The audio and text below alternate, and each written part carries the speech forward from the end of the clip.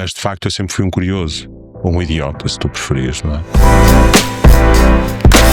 E, portanto, quando me deparo com um problema, primeiro começo a compor as gavetinhas todas. Isso é uma pergunta terrível. Agora vou-te dizer assim, queres a resposta desconstruída ou queres a resposta construída? Quero a resposta a Bernardo Mota Veiga, que eu acho que é desconstruída. Sim. Bernardo, obrigado por estares presente e por ajudares aqui o podcast. É sempre uma mais-valia e é um orgulho ter-te cá. E eu queria começar a falar contigo sobre a tua capacidade de desconstruir os problemas. Eu lembro-me que nós conhecemos-nos porque temos amigos em comum e um desses amigos era meu cliente e sempre que ia discutir alguma coisa com o cliente, esse cliente dizia, olha, o Bernardo deu esta ideia ou esta, e eu achava fenomenal as tuas abordagens e a forma diferente de abordar os problemas e apresentar soluções. Entretanto, ganhei coragem, mandei-te uma mensagem para nos encontrarmos, para te conhecer. Já lá vão uns anos. Já lá vão uns anos, já. Não sei. Mas eu lembro-me que a primeira vez que estive contigo, combinámos um café por volta das 9 e acho que até foi a minha mulher que me começou a ligar, tipo, até não mês para casa, já era para aí 1 da manhã. Portanto, quando começamos a conversar, e isto é típico teu também, quando começas a conversar, começas a desmontar e a arranjar soluções e se for assim, e se for assado, e depois aquela conversa começa e nunca acaba. E eu acho isso... Tenho problemas no poder de síntese. Mas é muito interessante. E a minha primeira pergunta é, de onde é que isto veio? Olha, eu vou começar aqui por te pedir desculpa se estiver um bocadinho nervoso. Não é meu hábito fazer podcast e tu conseguiste convencer-me a fazer pela primeira vez um podcast. Portanto, dentre todas as minhas atividades, umas conferências aqui, uns artigos acolhi, podcasts nunca tinha feito. Fiz uma ou outra entrevista à porta dos salões das conferências, que às vezes acontece, mas de facto nunca tinha estado num podcast. E, portanto, se correr mal, peço-te já desculpas em antecipação. Não vai correr mal, até porque eu quero que estas conversas no podcast sejam conversas, tal como nós temos ao telefone ou como temos a beber um café. Eu não quero passar uma imagem de guru, nem da minha parte, nem da parte do convidado. O que eu gostava mesmo era de uma forma curiosa abordar os assuntos e explorar os assuntos.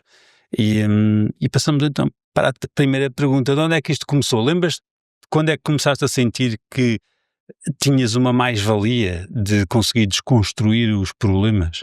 Oh, Ricardo, eu não sei se tenho uma mais-valia, não é?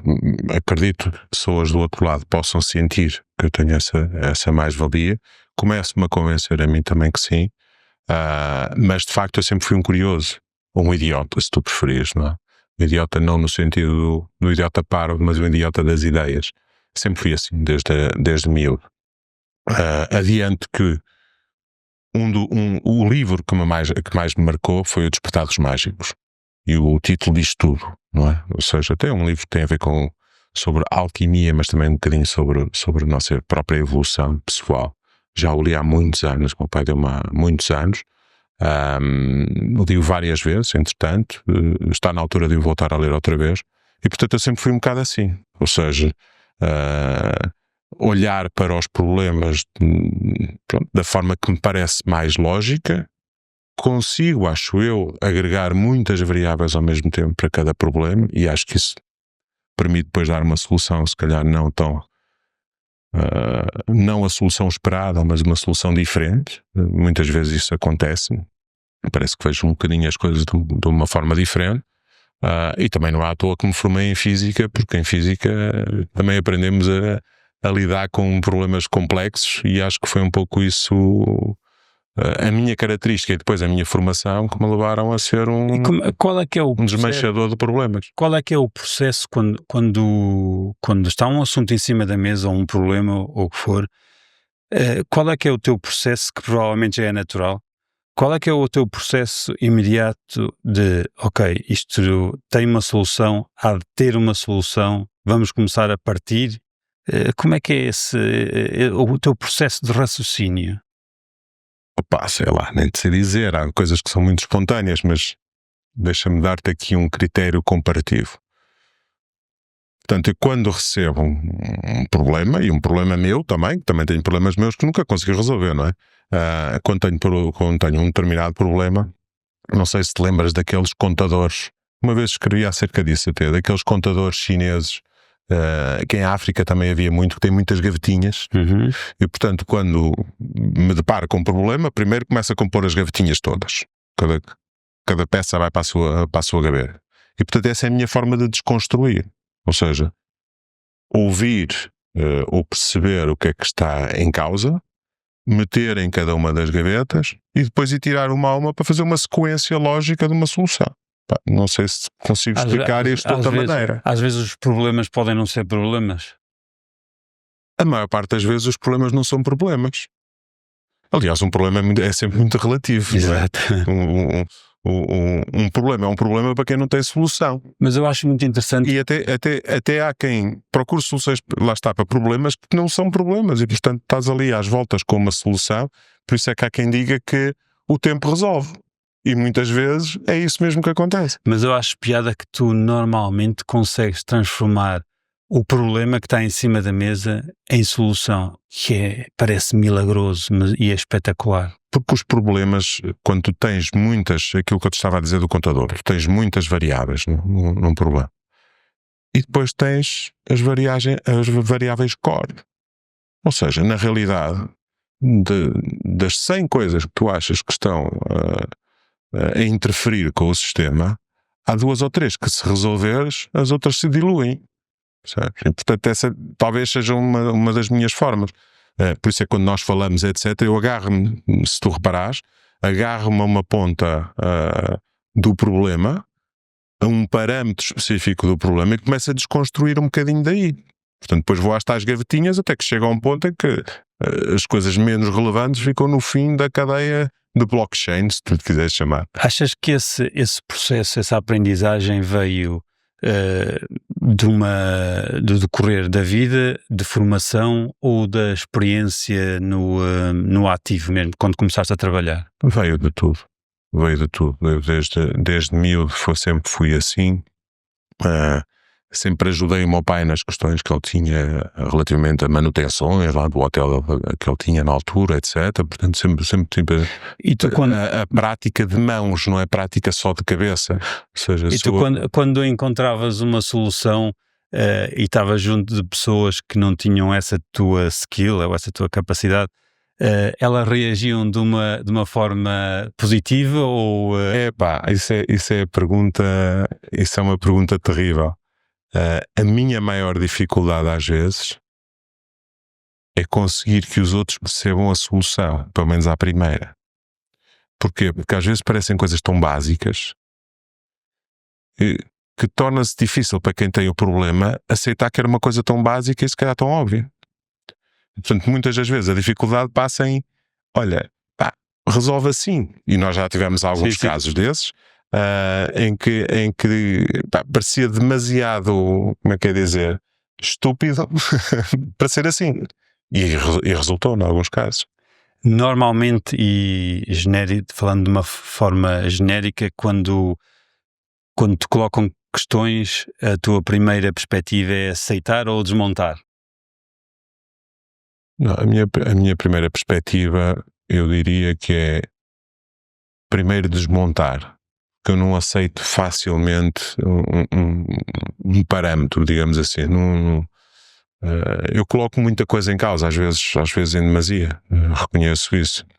Portanto, sou um crítico ativo. Estas soluções mais criativas também, como qualquer uma, pode não resultar, não é? Sim. E pode ter um impacto mais negativo junto das pessoas que estão à tua volta, quer seja a nível pessoal, quer seja a nível profissional. Pode, sem dúvida, e queria isso, mas era aquilo que eu te estava a dizer. Às vezes as coisas parecem-me tão óbvias e pela forma como penso, e não é melhor nem pior, é diferente, se calhar, de grande parte das pessoas, mas depois parecem-me tão óbvias que tenho, se calhar, algumas dificuldades às vezes em aceitação. Eu sou daqueles que depois volta e diz, pois, eu tinha razão. Evito isso já, porque isso é altamente frustrante. Mas há muitos anos atrás eu andava sempre à espera de ter razão. Exato. Agora já estou confortável na minha, sei lá, na minha vida, na minha carreira, etc. Já não quero ter razão, já quero que as coisas corram bem, mas começou tudo muito assim. Não vais fazer, então vais ver que eu tenho razão. Portanto, assim, quase uma atitude de ripostar. Hoje não, hoje estou muito equilibrado com tudo isso. E achas que é fácil ganhar esta característica, ou há de ser sempre uma coisa natural que já vem da pessoa, de curiosidade, de capacidade, até do meio que está envolvido? É percepção. Nós temos os sentidos, e os sentidos são-nos dados para muita coisa. Portanto, tens a parte que tu estudas e que te ajuda a perceber os problemas, mas depois tens os teus sentidos. Os sentidos são os que te ajudam a captar os problemas, as oportunidades de melhoria, etc. Portanto, o que eu acho é que muita gente, e cada vez mais agora com as redes sociais, apesar de passarem muita informação, não te alimentam os sentidos, e portanto as pessoas, sei lá, andam na rua e não olham para um prédio e dizem, epá, que estupidez aqui está. Portanto, ainda vou-te dar um exemplo.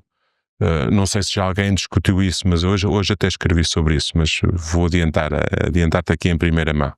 A maior parte dos postos de carregamento que eu tenho encontrado são em Espinha.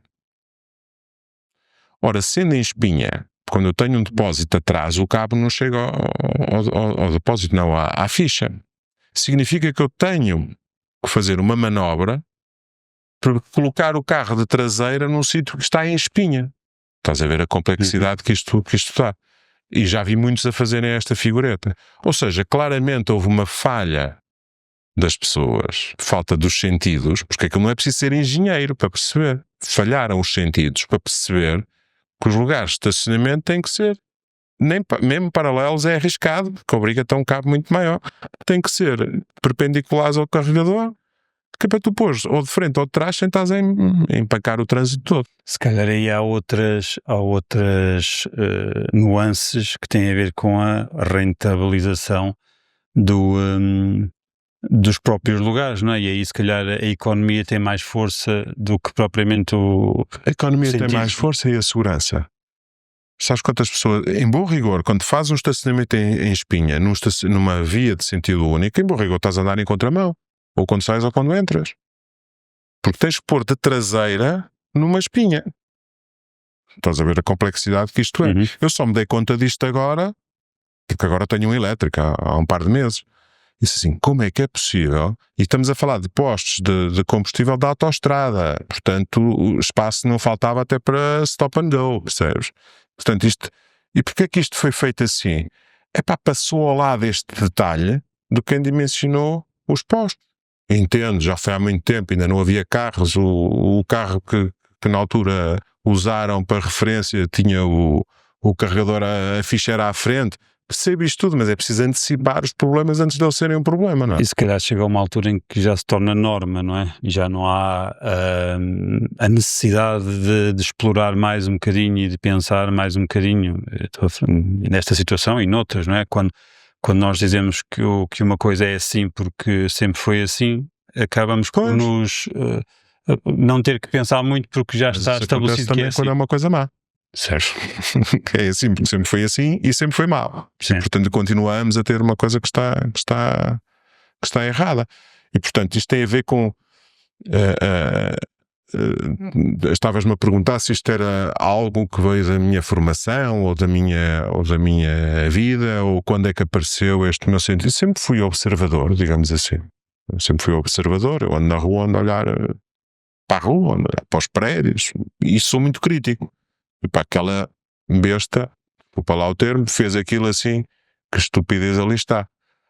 Pronto, sou crítico, às vezes injusto. Porquê? Porque depois também me arrisco a criticar quem tem muito mais competências do que eu para fazer aquilo assim daquela determinada maneira.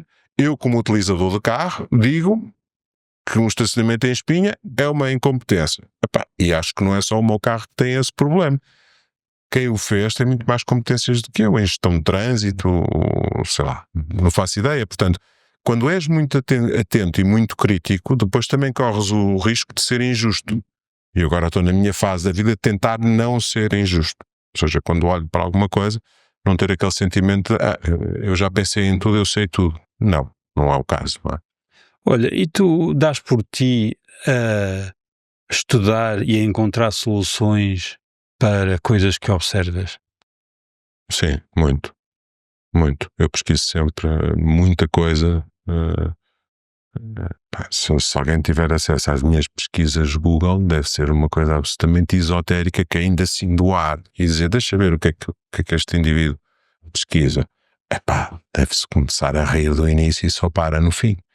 Porque eu, quando tenho alguma questão, e também aprendi isso, a ser um crítico informado, ou seja, eu não critico algo ou alguém sem ter um fundamento e sem ir pesquisar até tecnicamente porque é que é assim ou porque é que poderia ser de outra maneira, etc. Portanto, eu hoje estou muito equilibrado, mas isso é o poder da maturidade, não é? Quando era miúdo, arriscava tudo, não é? Portanto, sempre achei que era uma pessoa sempre cheia de razão. Sempre fui muito convencido nesse aspecto, porque é que só eu é que vejo isto? Hoje sei que não é assim, não é? Tu tens um percurso profissional invejável, eu diria até, mas não te vemos muito no mundo online. É alguma razão específica? É a razão pela qual eu te disse que nunca tinha feito nenhum podcast. Portanto, eu não alimento uma vida online, tirando o meu grupo de amigos. Todos nós temos as plataformas de amigos e que de facto é muito restrito. Eu não alimento a minha presença online. Por um lado, não sinto essa necessidade. Por outro lado, aquilo que eu partilho e aquilo que eu tento dar à sociedade, não pretendo monetizar. Eu tenho o meu emprego, tenho o meu trabalho, não preciso estar a construir fontes de receitas paralelas. Portanto, eu também não quero ser um influencer porque acho que não tenho o direito de influenciar ninguém. E portanto faço por partilhar. Aliás, agora tenho escrito alguns artigos com a CNN Portugal e já me solicitaram de outros canais para eu escrever também.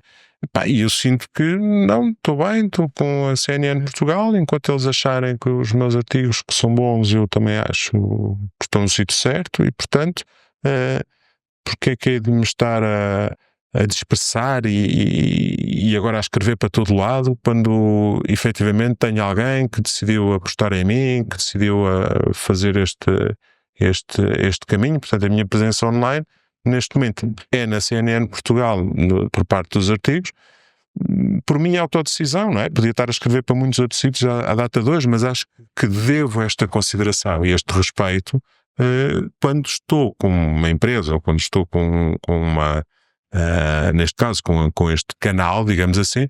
Sinto que deve haver alguma consideração pelas pessoas com quem estamos, com quem fazemos equipa, etc. Portanto, sempre levei a vida muito assim. Achas que o tipo de conteúdo que tu fazes e o tipo de mensagem e de pensamento que às vezes até obrigam um bocadinho as pessoas a pensar, achas que é mais difícil o conteúdo ser espalhado porque tem essa dificuldade, ou seja, é preciso refletir sobre o assunto, porque no fundo estamos a lutar com conteúdos básicos online e espontâneos que geram entretenimento às pessoas, e o teu tipo de conteúdo é mais elaborado e efetivamente obriga as pessoas a pensar.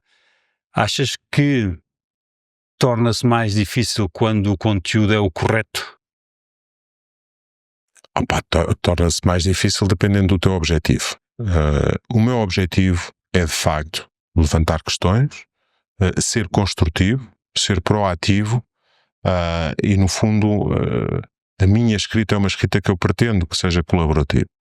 Portanto, não procuro engagement. Claro que os mídias têm que ter as suas fontes de receitas, mas eu não procuro engagement, tento não ser sensacionalista e tento não colocar conteúdos de crítica destrutiva até. Portanto, todos os meus artigos, se criticarem os lugares de estacionamento, apresentam uma solução construtiva, uma ideia construtiva, e depois a quem direito de ler. Portanto, pode ser um artigo que sei lá, faz sentido, se calhar para um grupo mais restrito de pessoas, mas efetivamente é esse o papel que eu quero dar à sociedade.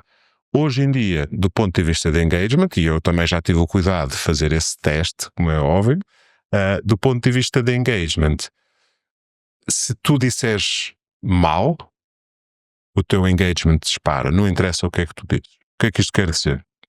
Quer dizer que se tu disseres mal de alguma coisa ou mal de alguém, o que é que tu estás a criar? Estás a criar, e quanto mais forte forem as tuas palavras, mais tu crias um sentido de defesa de quem suporta e de confirmação de quem ataca. Portanto, o mundo do engagement é feito do mundo do escárnio e maldizer. Essa é que é a realidade das redes sociais. São muito poucos aqueles que conseguem ter níveis de visualização efetivamente elevados sem terem uma posição absolutamente destrutiva. E tu vês isso nos comentadores. A maior parte dos comentadores estão-se a extremar. Quando eles estão na televisão têm uma atitude, quando vais ao Twitter deles, tu vês que é um extremo completo. Para mim, se calhar muitos deles nem sequer tinham lugar em canal aberto. Porquê é que isto está a acontecer? É só mesmo uma questão de ganhar audiência? A audiência é monetização. É monetização. Portanto, os likes são dinheiro e, portanto, o que é que dá likes? Dá likes é eu atacar. Porque se eu atacar, vão aparecer todos os que defendem e todos os que querem atacar comigo. E, portanto, eu aumento a minha audiência de uma forma absolutamente louca, digamos assim. Portanto, daí o meu respeito, era o que eu estava a dizer há pouco, o meu respeito pela CNN, que me permite, de facto, ter artigos, como é que te dizer, neutros ou construtivos, se tu quiseres, e ter espaço. Porque nem todos os canais permitem tu teres um espaço, a não ser que apareças com uma atitude quase vil e quase extremada, que é para ir buscar, de facto, audiência, partilhas, likes e por aí fora. Esse não é o meu objetivo, conforme eu te disse. O meu objetivo é não vivo da escrita, vivo do meu trabalho. Os canais de informação deviam ser imparciais, não é? Mas se calhar estamos a ver canais de informação que, além de serem informativos, passam uma mensagem e uma mensagem própria para os ouvintes. Ricardo, os canais entregam aquilo que os ouvintes querem. Portanto, eu estou a falar dos canais, mas na realidade quem filtra os canais, quem seleciona na televisão ou nas páginas de internet, somos nós. Portanto, se nós estamos a ver, sei lá, agora a propósito do nome da Noite da Má Língua, o nome diz logo tudo, é para ser má língua. Lembras-te desse programa que há uns anos atrás? E se as pessoas querem ver a má língua, carregam no má língua, mas se não quiserem, se quiserem ver, sei lá, o Diário da Minha Paixão, que está a dar no outro canal, clicam no outro canal. E, portanto, cada um é livre de escolher. Portanto, os canais, nós não podemos criticar assim tanto os canais, porque na realidade eles entregam aquilo que as pessoas querem. E o que é que puxa as pessoas a procurar os conteúdos mais extremos, quer do positivo, quer do negativo? Porque é que as pessoas procuram esses extremos? Quanto que, se calhar, um programa cultural ou um programa informativo não tem tanta audiência, quando vemos um programa, lá está, como estavas a falar dos exemplos há pouco, em que passa logo uma mensagem de extremo, não é? Porque é que nós, enquanto pessoas, estamos mais despertos a esse tipo de conteúdo? Que é o que acontece nas redes sociais, né? Se vimos uma pessoa a cair, é giro e capta-nos a atenção. Se virmos uma pessoa a falar de algo que seja informativo e até que seja bom para as pessoas, mas não tem sumo enquanto entretenimento, as pessoas não lhes capta a atenção, ou seja, não cria o tal engagement. Porquê é que isso acontece? Porquê é que as pessoas, nós todos, inclusive eu, porque é que somos atraídos por isso? É difícil, isso quase que tinhas que ir a um psicólogo pedir essa resposta. Eu conto ter aqui psicólogos a responder essa pergunta. E acho muito bem. Eu acho que, por um lado, as pessoas deixaram de ter tempo e vontade de pensar e de refletir. E, portanto, preferem, seja num programa de televisão, seja num artigo, preferem algo que não as faça pensar muito. Portanto, está feito, está dito, concordo ou não concordo. Portanto, nós limitamos a ser clubistas e, portanto, ou concordo com este ou não concordo com este. Vê-se isso na política, por exemplo, não é? Se houver um líder que defende qualquer coisa, um partido tem milhares de militantes, mas todos dizem o mesmo. E eu não acredito que todos concordem com o mesmo. E, portanto, nós temos este sentido de estamos a ficar cada vez mais clubistas, muito binários, é o 0 e a 1, ou estamos a favor ou estamos contra, não estamos pelo meio, nunca olhamos a parte boa de um lado e a parte boa do outro, encontramos uma posição neutra, porque também estar pró e também estar contra vai bater à tal questão do engagement. Portanto, eu tenho uma opinião portanto, o que é que acontece? E eu reparo isto na vida real. Muitas vezes em algumas conversas e quando estás a partilhar alguma informação, alguma opinião, etc., política, da outra parte, a pessoa fica à espera de saber de que partido é que és para saber se concorda contigo, o que não tem sentido. Exato. Portanto, eu posso estar de acordo com uma determinada opinião, independentemente do partido. Exato. Mas se tu reparares numa conversa que tu possas ter num café ou num restaurante com um grupo de pessoas até ocasionais, que nem são teus amigos, não sabem qual é a tua preferência, e se tu começarem a falar de política e se tu falares de medidas, as pessoas fazem uma de duas coisas. Ou se abstêm de te contrapor, de te dar razão ou de tirar razão, sem saberem qual é a tua cor política, ou então vão-te tentar arrancar isso a ferro. É de qual é a tua cor que é para eu dizer se estou contigo ou não. Não é a tua ideia que conta, é o clube a qual tu pertences. E, portanto, isto vai bater àquela parte das pessoas não estão com vontade de pensar. Por isso é que quando escreves um artigo que faz pensar, o nível de audiências não é o mesmo de um artigo que só te faz pôr um clique de sim ou um clique de não. Porque isso é que é o fácil, é o like ou o dislike. E tu carregas e já partilhaste a tua opinião porque é binário.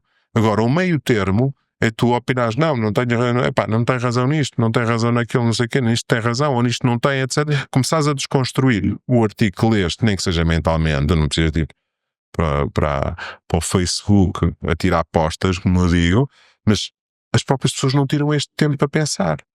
E esse é o grande desafio da sociedade. Mas aquilo que nós não pensamos, a inteligência artificial vai pensar. Preocupes. Última pergunta, Bernardo.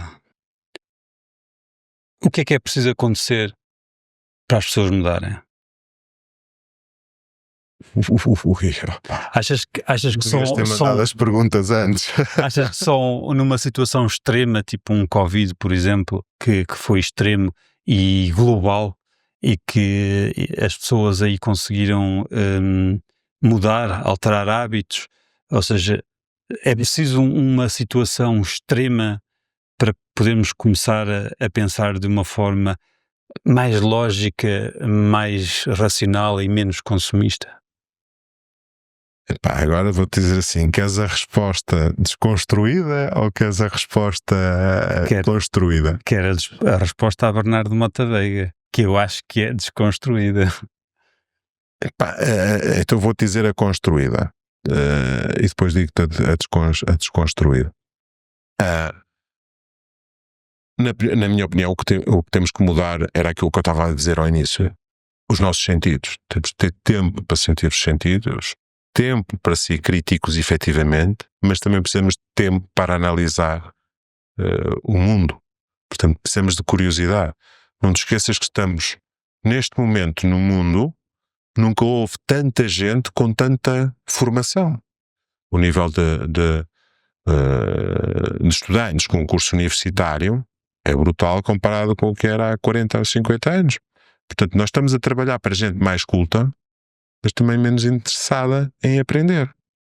Isto é que é um contratempo. Portanto, o que eu acho que é necessário é que as pessoas procurem aprender e continuamente aprender. A parte desconstrutiva é um bocadinho filosófica, não é? Será que temos que mudar ou isto faz parte da nossa evolução? Nós estamos a assumir que éramos uma coisa algures no passado e agora somos outra coisa que não nos parece tão boa como aquilo que já fomos. E, portanto, na tua pergunta, dizias o que é preciso mudar, no fundo, para voltar para trás ou, eventualmente, mudar para que o futuro seja melhor. Eu cada vez mais penso nisto, no sentido em que há uma parte de nós que é evolutiva e olhar para trás pode ser um bocadinho velho do restelo, ou tentar combater a naturalidade das coisas pode ser um bocadinho velho do restelo. Portanto, há partes que são da nossa evolução e há partes que nos são induzidas. E o induzido tem a ver com o marketing. Certo. E com aquilo que as marcas tentam induzir. E quando digo marcas, podem ser marcas de roupa, mas podem ser marcas de partidos políticos, marcas clubes de futebol, que nos tentam induzir. E, portanto, se nós não tivermos o tal sentido crítico da parte construtiva da resposta, efetivamente vamos ser mais vulneráveis a esta indução. Mas há uma parte que é natural. Eu não sei se o ser humano, daqui por 100 anos, se efetivamente vamos ser todos carneiros. Andamos todos juntinhos, todos seguidos, e se essa faz parte da nossa evolução, se calhar comandados por um robô qualquer. Achas que a questão das gerações pode ter impacto? Ou seja, a nossa geração são-nos apresentadas situações hoje que se calhar no passado não existiam. Estamos a falar da internet e inteligência artificial e coisas do género. Portanto, não é natural para nós, ou seja, nós tivemos que nos adaptar e, portanto, pode haver aqui alguma resistência em mudar a forma como pensamos e de mentalidades. Por outro lado, as novas gerações já nascem com todas estas coisas que nós tivemos que nos adaptar. Portanto, seremos nós, as pessoas com mais idade, que sentem essa resistência à mudança e à evolução, como estavas a falar, e as gerações mais novas já vão crescer com essas situações intrínsecas. Interiorizadas. Sim. Eu penso que é um bocado isso. E nós como pais, digamos assim, por um lado, enfim, temos as nossas linhas, a nossa forma de pensar, etc. Mas, por outro lado, as crianças de hoje são diferentes da nossa criancice. Porque, deixa-me só dizer, quando eu era criança, também não conseguia perceber algumas coisas que os meus pais me diziam. Portanto, se o meu pai e a minha mãe me diziam, não podes estar tanto tempo à frente do computador, porque te faz mal aos olhos. Tu és do tempo em que ainda havia computador, em que já havia Foi quando apareceram, não. Portanto, eu tive o meu computador por volta dos 16 ou 17 anos e estava a começar o boom do doméstico não é? E efetivamente havia uma retração muito grande pelos meus pais, porque aquilo tinha que fazer mal aos olhos, todo dia olhar para o computador, e a verdade é que eu não sentia isso e acabei por... eu e toda a gente, não é? Acabou por ser a nossa ferramenta de trabalho. Hoje em dia estamos a tentar controlar o uso do telemóvel às crianças, porque não crescemos com isso, portanto não é natural para nós. Mas será que não vai ser a naturalidade daqui a uns anos e efetivamente as crianças vão precisar da ferramenta para sobreviver? É precisamente esse o ponto, é mesmo esse, que é o telemóvel para uma criança hoje em dia vai àquela discussão, quando é que uma criança deve ter um telemóvel? Eu lembro quando passei isto pela primeira vez, pensei, mas todos têm, depois não têm, depois o que é que eu devo fazer, dar, não dar o telemóvel? Mas a grande questão é, o telemóvel é uma ferramenta. Quando o meu pai comprou um computador, foi dos primeiros que apareceram, na altura que custou 200 e tal contos, moeda antiga, era uma brutalidade de dinheiro ter um computador em casa, ainda por cima um computador que pouco fazia. A verdade é que a minha vida não mudou por ter um computador em casa. Mas na altura, o facto de nos familiarizarmos com o computador veio-me criar depois, se calhar, vantagens para a frente. O mesmo acontece com o telemóvel e com outras ferramentas. O telemóvel, hoje em dia, nós olhamos para o telemóvel como sendo um telemóvel, do telemóvel não tem nada. Depende do uso que lhe queres dar.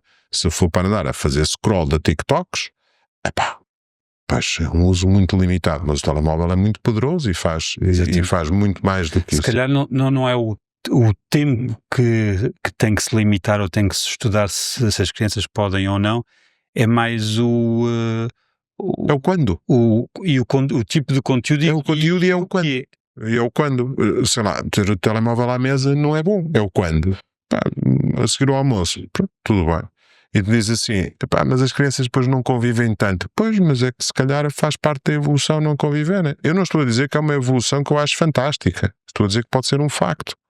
Estamos no caminho de menos convivência.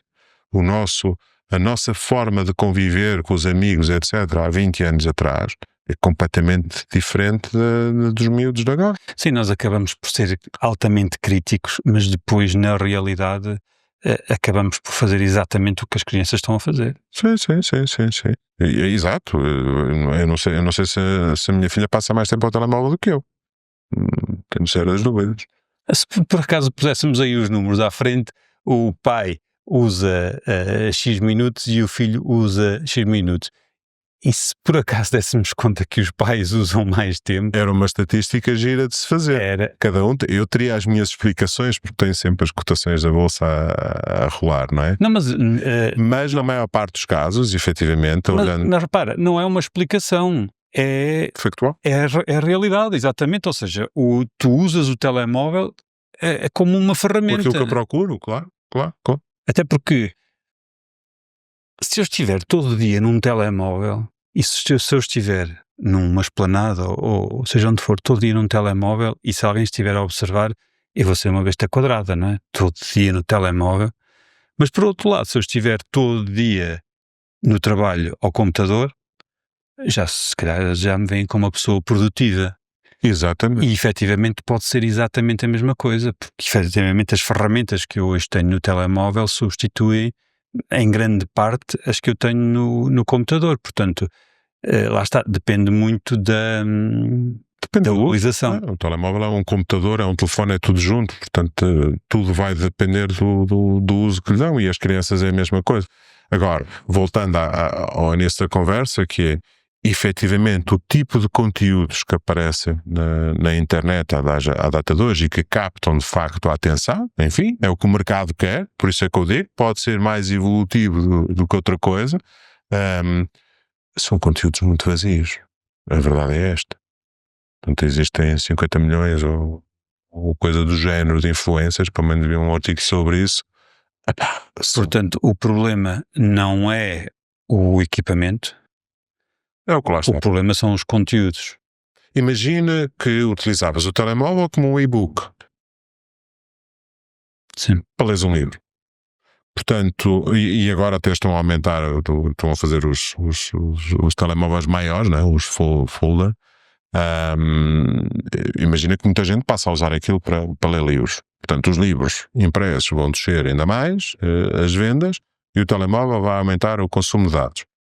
Mas criticavas um filho que tu disseste, estás outra vez ao telemóvel, e disseste assim, estou aqui a ler o Virgílio Ferreira, e tu ias-te calar, ias-te embora e dizer, filho, deixa-te estar aí a ler sossegado, desculpa ter-te interrompido. Hoje tive um exemplo prático, porque o meu filho pediu uma conta do ChatGPT porque a dele tinha chegado ao limite, que é uma conta gratuita, tinha chegado ao limite. Portanto, o uso de inteligência artificial ou de uma ferramenta que os motive a pesquisar e a aprender é totalmente diferente de estar a ver conteúdo, a fazer scroll. Sim. É papar conteúdo. Mas eu penso, Ricardo, depois há aqui um mecanismo de autoajuste. Repara, nós parecemos, sem estar a querer ofender, mas vou usar uma palavra forte de propósito. Nós éramos tão fúteis para os nossos pais como achamos que os nossos filhos são fúteis em alguns aspectos. Não há aqui grande diferença. Vai bater naquilo que estavas a falar. Os teus pais se calhar diziam só que as motas, só que as discotecas, nós somos do tempo do techno e do eletro e não sei. Quer dizer, os nossos pais na altura ouviam uma música techno, que agora até saiu uma música do Super Mario, do padre DJ, não sei se já viram, mas é espetacular. Mas os nossos pais, não é? Aquele padre não, mas eu suponho que não seja pai. Mas os nossos pais, não é? Quando ouviam techno, diziam: onde é que vais? Vou a uma rave. A que horas é que acaba? Lá para as 11h30, meio-dia. Ok, que música é esta? Ouviam na televisão, é grande rave em Aveiro, não sei o quê. E ouviam a música. Pá, estes miúdos estão doidos. Portanto, pá, faz parte do caminho. A evolução, exato. Faz parte do caminho. E a adaptação. Bernardo, obrigado por este tempinho. Mais nada a declarar? E espero que venhas cá falar de outros assuntos mais vezes. Ok, vamos ver. Obrigado.